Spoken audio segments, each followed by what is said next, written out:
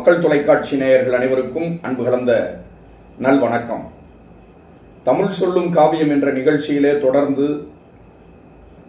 பாட்டரசர் பாவேந்தர் பாரதிதாசனுடைய குடும்ப விளக்கு காவியத்தினுடைய 4வது பகுதியாகிய மக்கட்பேறு என்ற பகுதியிலே நாம் தொடர்ந்து பயணித்துக் கொண்டிருக்கிறோம். வேடப்பனுக்கும் நகைமுத்தாளுக்கும் பிறந்திருந்த பெண் குழந்தையை எவ்வாறெல்லாம் தாயும் பாட்டிமார்களும் தோழிமார்களும் தாளாட்டினார்கள் என்ற செய்திகளை எல்லாம் நேற்றைய தினம் வரை நாம் சிறப்பாக பார்த்திருக்கிறோம். பொதுவாக குழந்தை வளர்ப்பு என்பது தாய்க்குத்தான் அந்த அருமை தெரியும். தாய்தான் குழந்தையை எப்படி பராமரிக்க வேண்டும், எப்படி கவனிக்க வேண்டும், எப்படி குழந்தையை தூக்க வேண்டும் என்பதையெல்லாம் தாய்தான் நன்கு தெரிந்து வைத்திருப்பாள். அந்த அடிப்படையில் தான் தாயாகிய நகைமுத்தாள் தன்னுடைய கணவனாகிய வேடப்பனுக்கு குழந்தையை தூக்குவது கூட எப்படி என்று சொல்லிக் கொடுத்த நிகழ்வினை நேற்றைய தினம் நாம் கண்டு மகிழ்ந்தோம்.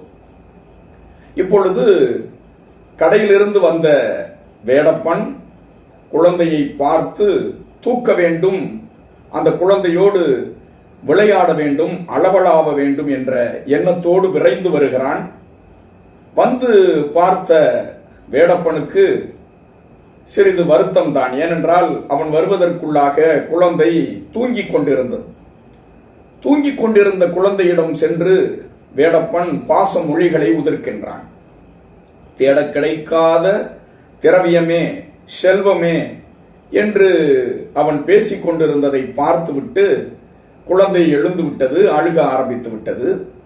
இதை பார்த்த நகைமுத்தாள் வேகமாக ஓடி வந்து விரைந்து வந்து தன்னுடைய கணவனாகிய வேடப்பனிடம், இப்படி தூங்குகிற குழந்தையை எழுப்பலாமா? எழுப்பிவிட்டீர்களே, அகத்திலே எவ்வளவுதான் அன்பு இருந்தாலும் கூட குழந்தைக்கு ஒரு சின்ன துன்பத்தை தந்து விட்டீர்களே.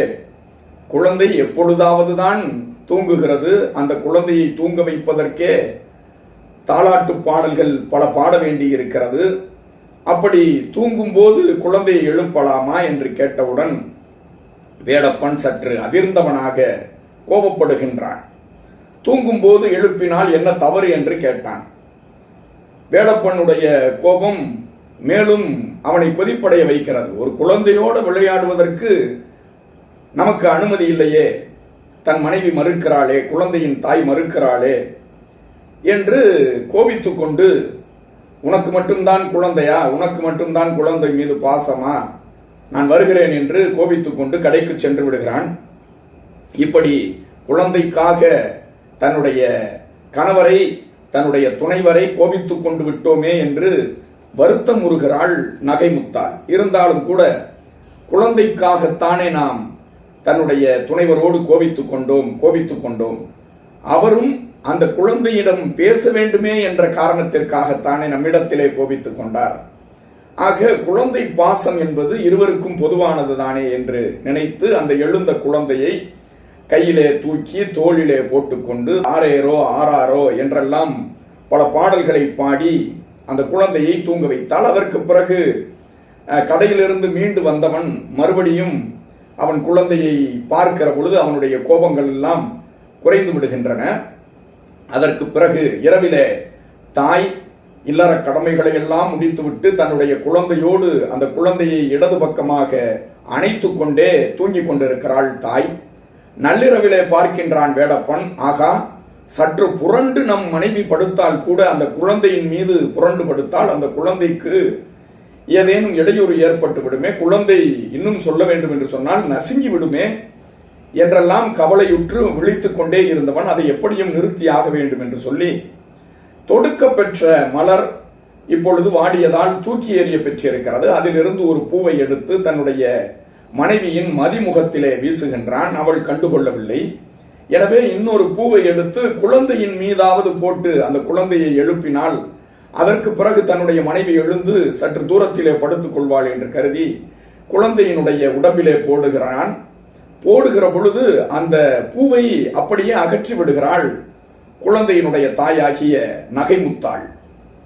அதற்கு பிறகும் மீண்டும் இடது பக்க கையை நன்கு அணைத்துக் கொண்டு குழந்தையின் மீது ஏதும் பட்டுவிடாதவாறு பாதுகாப்பாக படுத்திருந்தாள் நகைமுத்தாள் என்று பார்க்கிறோம்.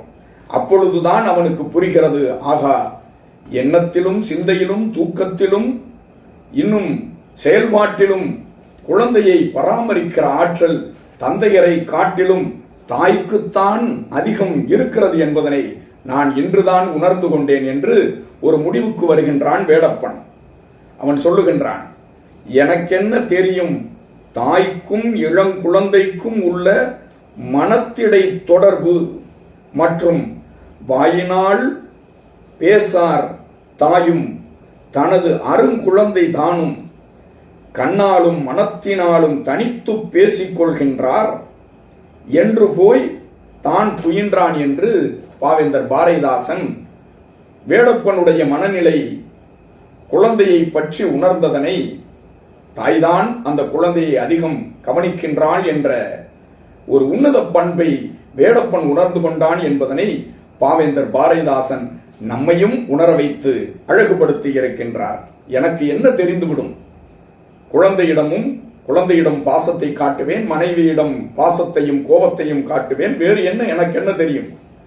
அந்த குழந்தைக்கும் தாய்க்கும் மனத்தாலும் எண்ணத்தாலும் சிந்தையாலும் உளத்தாலும் குணத்தாலும் மனத்தாலும் இருக்கிற தொடர்பு என்பது காலங்காலமாக தாய்க்கும் பிள்ளைகளுக்கும் இருக்கிற உறவை பிரதிபலிப்பதாக அல்லவா இருக்கிறது என்பதனை நான் இன்றைக்குத்தான் புரிந்து கொண்டேன். கண்ணிலும் மனத்திலும் வைத்து குழந்தையை பாதுகாக்கிற ஆற்றல் தாய்மார்களுக்கு நிறைய உண்டு என்பதனை புரிந்து கொண்ட வேடப்பனின் எண்ண சிதறலாக இந்த கவிதை அமைந்திருக்கிறது. மேலும் அந்த குடும்ப விளக்கு காவியத்திலே மக்கட்பேறு பகுதியிலே எப்படி காவியம் தொடர்ந்து பயணிக்கின்றது என்பதனை நாளை பார்ப்போமா? நன்றி, வணக்கம். பேராசிரியர் முனைவர் பாகை கண்ணதாசன்.